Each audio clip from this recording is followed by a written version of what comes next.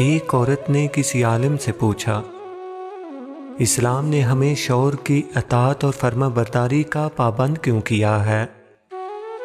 शौहर को हमारी अताअत का पाबंद क्यों नहीं बनाया? आलिम ने पूछा, तेरे कितने बेटे हैं? औरत बोली, 3 बेटे। इस पर आलिम ने जवाब दिया, अल्लाह ने तुझे एक मर्द की अताअत का हुक्म दिया और 3 मर्दों को तेरी अताअत का हुक्म दिया। तेरी अताअत और तेरे साथ अच्छा मामला किए बगैर वो हरगिज़ जन्नत में दाखिल नहीं हो सकेंगे। अब तू बता कि ज़्यादा पाबंद कौन है? औरत ने जवाब दिया, बेशक इस्लाम की नेमत पर मैं अल्लाह का शुक्र अता करती हूँ।